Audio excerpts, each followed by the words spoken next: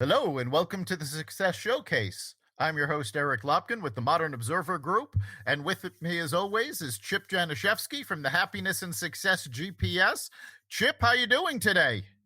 Doing great, Eric. It's November 1st. It looks beautiful outside. Halloween was behind us, but it was getting the kids out again and so on. So it's life is good. Happy November. Yeah, it's nice to see things returning to normal. We've had the start of some cold weather, so we're heading into the end of fall. The trees still have leaves on them here in New England, but they're turned colors and they're starting to fall. Now, and we still haven't even had a frost up here, which is crazy.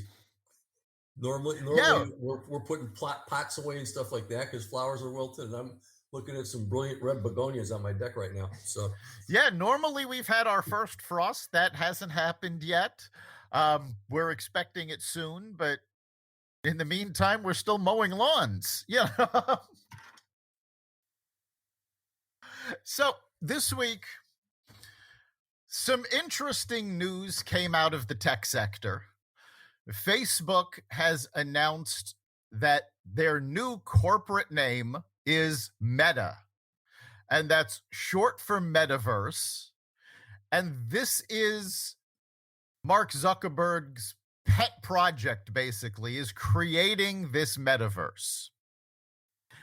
Now, he's really keen on it, but to be perfectly honest, most other people aren't so keen on it. In a demo video, Zuckerberg showcased that the metaverse would be a virtual reality world where everybody has an avatar and you're walking along in this world, meeting with people, quote unquote, face to face, but you're in your office, they're in theirs, and you're looking at each other's avatars. Now, this was tried a number of years ago without the virtual reality aspect of it with a product called Second Life, and there was a lot of hoopla around it, and it failed miserably because people don't want to be looking at avatars, they want to be looking at other people. So that's actually what we're going to be talking about today, is utilizing the digital tools to interact with other people and how you can do it most effectively, what tools work, what tools you have to be careful of, and what's the etiquette when you put a digital screen between you and the person you're connecting with. So, Chip, I know you changed a lot of what you do when COVID hit, moving things over to Zoom. So, how has that gone for you using Zoom rather than in person presentations? well, I mean, at the beginning, first of all, when COVID hit, I thought being a speaker, trainer, consultant, uh, facilitator for meetings and so on and so forth, that I was going to be taking a long vacation because I did not even realize the power of Zoom. But how within a week, I Zoomed with my family for the holidays, and we had a couple of Chamber of Commerce things going on and so on. So all of a sudden, I realized really what the silver linings were in the Zoom cloud, which is basically unlimited marketplace because you can go anywhere now that you got the whole world there. Logistics, you don't have to drive and travel and so on and so forth. The way that Zoom is set up with breakout rooms and so on and so forth, you can actually focus a whole lot more with people. So it did open up a whole new world. However, and you've been to a lot of these West Hartford Chamber networking meetings and things like that too.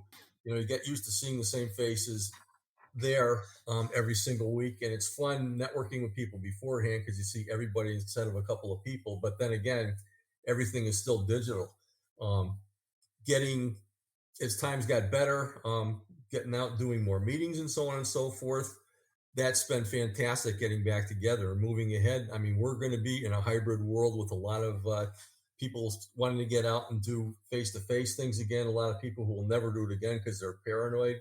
And most people are going to be in the middle and they're going to want a mix of things for whatever reasons, such as logistics or um, things like that. So, I mean, it's definitely things that we have to adjust to. I think what a lot of people like myself and probably you too miss the most of is really the personal interactions and the relationships. Because the first time I saw you was about a month ago at a networking meeting since before this happened, and it was great to see you.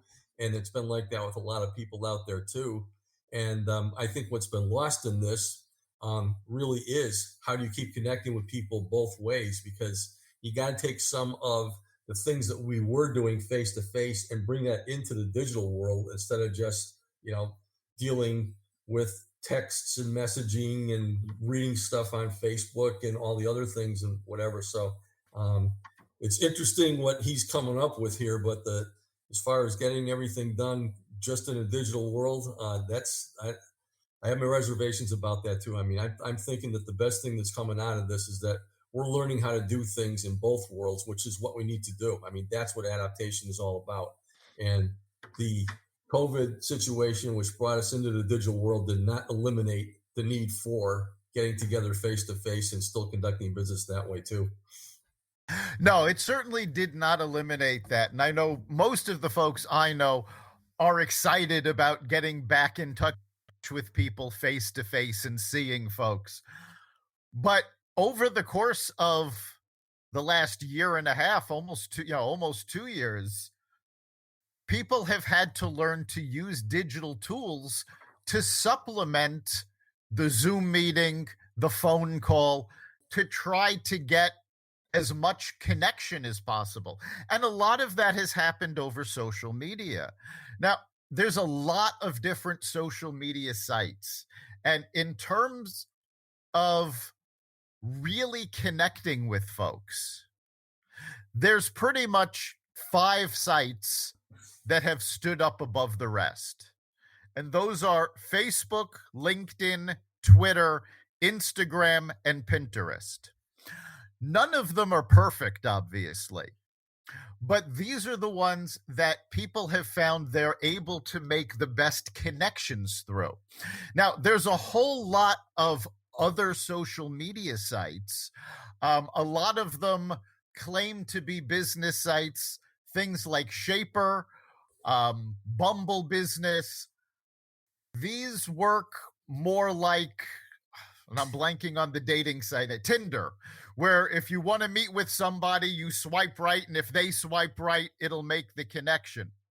The problem with a lot of these other social media sites is there is a very high percentage of spam, of con artists, uh, you know, so it's been very difficult to use these to make real connections. The 5 that I mentioned, these have a track record already. People know them, people have been on them for a while. So it's been easier to use those. Now, we've seen those change over time as well. And it's become more difficult for businesses to use them, especially Facebook, because Facebook has been going, well, people are on our site for so long, we want to monetize them, which, let's be fair, Facebook is a business. Of course, they want to monetize it. But they've cut down on personal connectivity in favor of forcing people to try to take ads to promote products, to boost posts to get people to see them. And these don't work as well as organically creating connections. So what I really want to talk about with all of this is that ability to create a connection. And it's not about posting.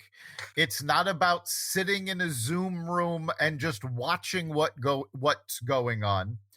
It's about interacting, and how you interact on digital platforms, on things like Zoom, and how you can encourage people to interact with you, because that's what creates connections, even in the digital realm. Yeah, it's easier now than any time to connect with people after that. Obviously, before when we just had physical networking meetings, I mean, you and I both train people in this, and we say, what you need to do to develop relationships is start meeting with each other afterwards, so, which means setting up an appointment, getting a place to go, and meeting, and so on. Now, when we're using Zoom, you have your chat room where you can put all your digital information in there, and you have the ability to just reach out and set these things up with people. So there's a whole lot more of one-on-ones going on right now because of Zoom. But what happens is, I'm sure the ball's getting dropped a whole lot more than it would be in personal relationships too, because it's great to get to know people, but taking it to a new level is difficult to do unless you have really an approach to that too. Obviously, in face to face, you have to follow up with people. But I read an article, had printed out, that had some other tips in there. The first tip says 6 practical ways to connect with humans in a post COVID-19 world. And the first tip was be extra. And basically, what it talks about is increasing the level of human that we're being in any given moment, because everything else around us is starting to feel inhuman and digital and a little bit scary. And so basically, it's coming up with more real life things that you can work with each other on. It talks really about, so you got to put together an approach to use this a lot more, so you're going to keep yourself in the game there. But then it talks about the in-between, and the in-between time, in face-to-face is what you do between now and the next time, and so on. But the in-between time, as far as digital communications, is really, really huge too. I mean, basically, just because you're going digital most of the time doesn't mean that you can't pick up a phone and call somebody, prepare more questions, and so on and so forth.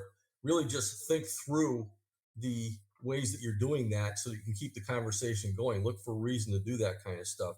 There's more of them there, but I think you get the drift that coming up with a strategy for handling things digitally is just as important as it is when you're handling just personal relationships. Absolutely. And part of that strategy is actually stepping away from the fact that we're using digital and think about how you would react face to face. So because a lot of the same rules and etiquette that we use in person work very well on digital, but people don't do them. They forget because there's that impersonal computer sitting between you. So things like, we've talked about this a lot. When you go to a networking meeting, you're not there to sell. It's about making connections and meeting people. Well, on LinkedIn, it's the same thing. When you're sending out a connection request, you should not be trying to sell this person. You want to connect with them. You want to get to know them. If they're interested, once you've built up that relationship, great. But it's not for sending out spam emails going, oh, you look like you should be, you would be interested in our lead generation service. No, I have no interest in your lead generation service. I don't even know who you are. We talk about it a lot in person. People do business with people they like, know, and trust. You don't know somebody that's just sending you a message on LinkedIn. So the odds are against your wanting to do business with them until you get to know them. So you don't just send out,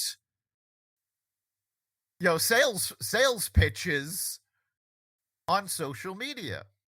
By the same token, when you're scrolling through your social media feed, people, especially on Facebook, are posting pictures of their grandkids, are posting pictures of parties that they're going to or things they're doing. And the vast majority of people, they'll either scroll past, they'll look at it and keep scrolling, or maybe they'll hit like. But think about it. If you were face to face with this person and they pulled out a picture of their grandkids or they showed you something they were doing, you would comment on it. You would say something. So don't just hit like. Don't just scroll past it. Make a comment the same way you would in person. Start conversations in these comment feeds. It turns out that people are a lot more likely to respond to you when you're commenting on something than if you just post something of your own. So you have to go out of your way to start these conversations because, again, face to face, it's natural. But when you're looking at something online and there's no person, right in front of you, we tend to switch that part off, and that's keeping people from making connections, is the fact that you're not treating the person on the other end of this connection as though they were in the room with you. Yeah, I mean, obviously, it's so tough to do. I mean, you mentioned the 5 different social media sites, the top 5, and the only one that I really use a lot is Facebook. I mean, I use LinkedIn a bit when people want to link with me, and sometimes I follow stuff on there. I'm not even a member of Twitter. I think I have an ancient Instagram account, and I've never been on Pinterest. But it's so important, as you said. I mean, there have been some very, very nice Facebook conversations, both obviously with me being a grandpa and stuff like that. It's wonderful seeing family things happen, especially now that things are loosening up. I mean, people are starting to get married again, and there's other things that are going on.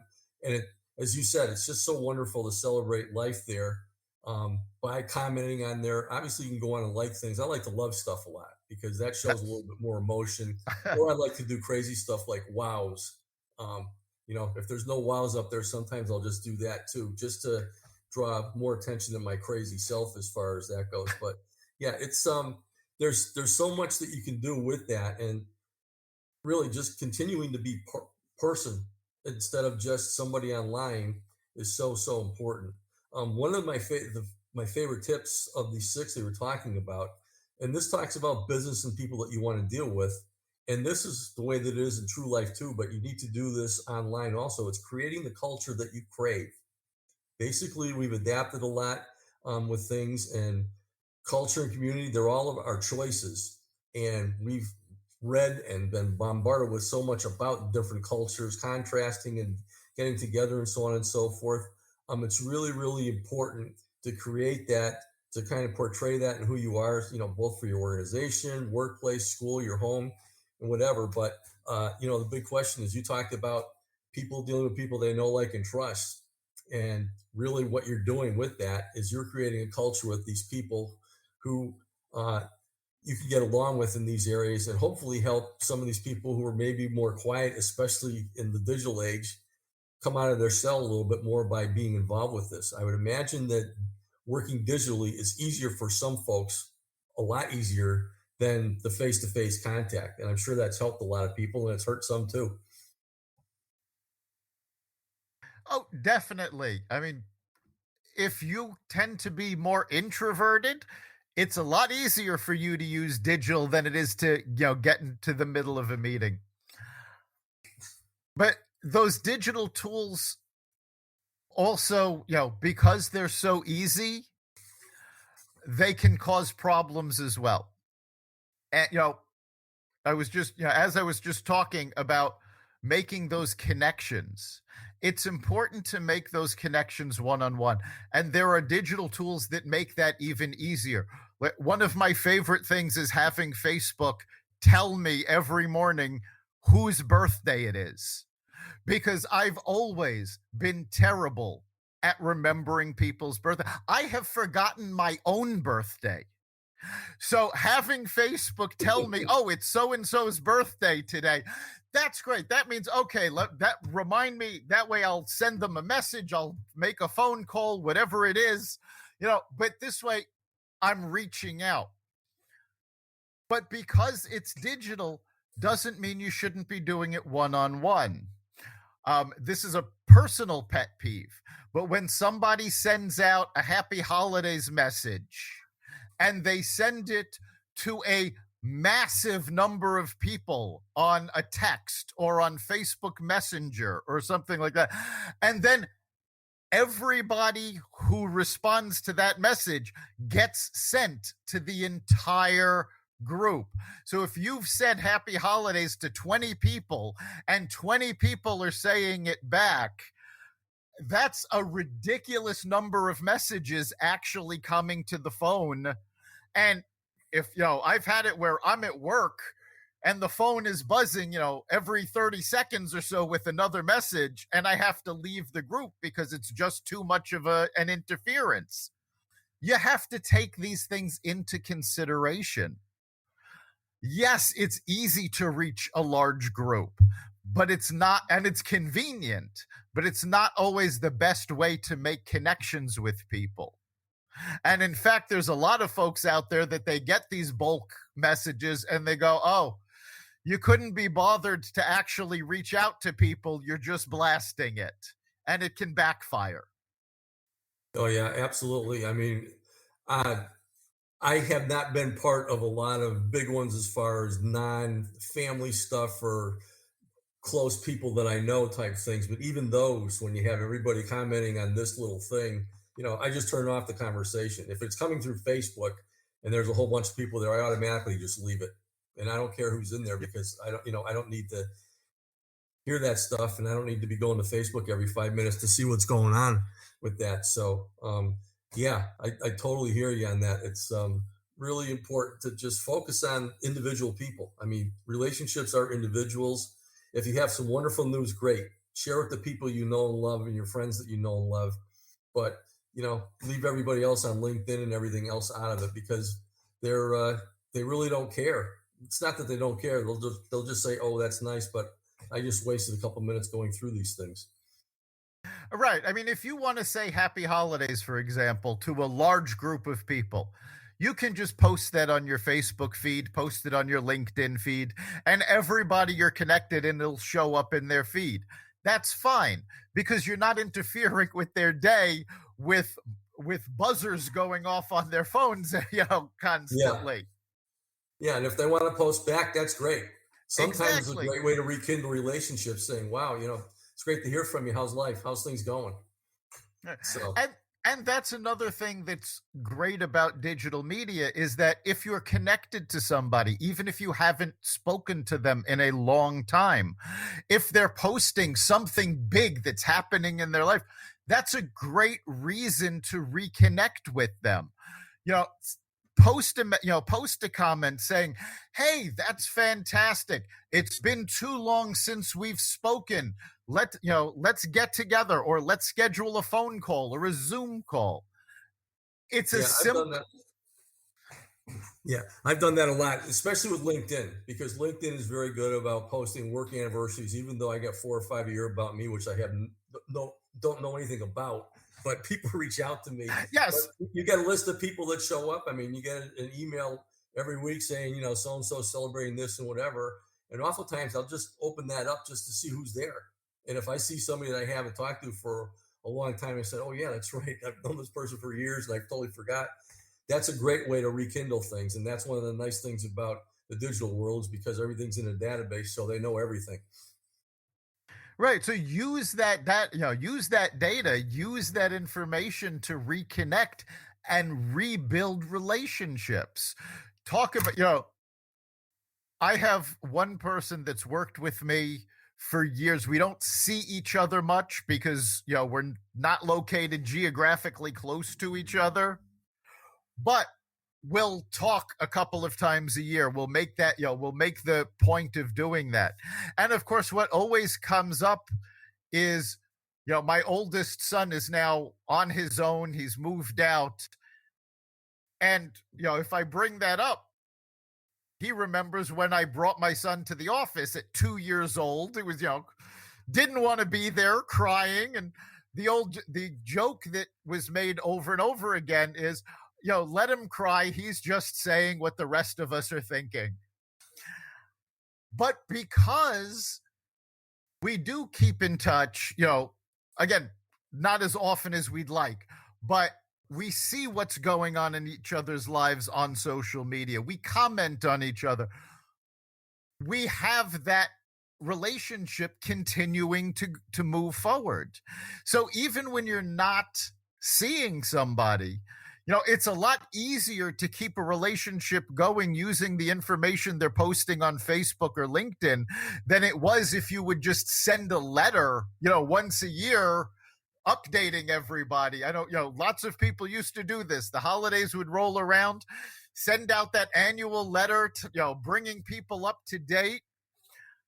This is a lot more interactive, but you still have to make the effort to be in that relationship and be present. Yeah, absolutely. And I mean, if you folks out there just think about what you've done over the last year and a half, 2 years, as far as connecting with people this way. I mean, I originally am from Milwaukee, Wisconsin. I moved out here when I was 9 years old, so I have lots of close cousins out there. Having been on Facebook with them before and through this whole thing, it's just been amazing through all the years. But I also have a lot of business friends that I made over the years who have moved, relocated, and so on, and stayed in connection with them too, just by being Facebook friends or LinkedIn connections and so on and so forth. So, I mean, it is really, really powerful, and it's not a bad idea from time to time for you to go through who you know there and maybe reach out to somebody. And the same thing in real life, because we all need that more than ever. I mean, a personal phone call or a heartfelt card or message just means so much these days, especially when we all need it so much. Exactly. And one of the unique things that came out of all of this is that the reverse has happened. I have met people through Zoom meetings, through social media, that I am now very close friends with them. And yet I have never seen them in person. And now that we can, we're starting to, oh, yes, finally, I'll be at such and such a place. Let's make that connection. Think about the people you've met at Zoom meetings that you haven't met in person yet. Make a plan to go for coffee or grab a drink or meet for dinner, something. Take that relationship offline and see people in person again.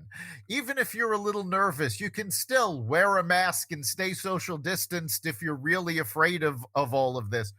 But there's nothing like adding that in-person, aspect to somebody that you've been talking to for a year and a half and never actually had the opportunity to meet. Yeah, absolutely. That's been one of the neatest things about the last couple of months, because a lot of these people who I've known only through Zoom, I've finally gotten to meet. And it's just wonderful getting together with these people. Exactly. And all of this is about building those relationships online, offline. Again, as more and more tools come about to create digital relationships, and let's face it, those tools are going to keep coming. There's always going to be more things that we can do online. It's important to remember that the same steps you take to create a relationship in person, you should be taking online. Make that effort to actually connect. So we're just about at the end of our time. So, Chip, what do you think is the big takeaway for our listeners this week? Well, my number 6 clue here talks about humans are an incredibly adaptable species. We have survived plagues, pandemics before. Social worlds have been updated an infinite number of times, and through the discovery of fire, the wheel, the printing press, the telegraph, the telephone, the internet, and now we've been very, very adaptable. And basically, the secret of humans is being able to adapt to all these changes. And it talks about fundamental human connection principles. And this can be done physically, digitally, however you want to do it. But it talks about humans connect through curiosity, through generosity, through authenticity, through vulnerability. Sometimes it's hard, but we still are wonderful as a species and wonderful as people. So whatever way that you can do it, just go out and celebrate each other and connect. I love that. I love that. I really do. I think the big takeaway for me is to remember that even though there's a digital aspect, even though you're looking at Facebook or Zoom or whatever the tool is, your goal is that there's a person at the other end of this that you're trying to connect to. And we have to remember that it's a person, and you have to treat that person online just as well as you would treat them offline. And I think as long as people remember that they're connecting with other people, not just online systems, those connections and those relationships will prosper and grow. You've been listening to the Success Showcase. You can catch us every week at xvadio.com/podcasts. You can also find us on the Apple Podcasts app, Google Podcasts, Spotify, iHeartRadio, Stitcher, Audible, Amazon Music, and wherever you find podcasts. Remember, make this your best week ever and make next week even better. We'll see you then.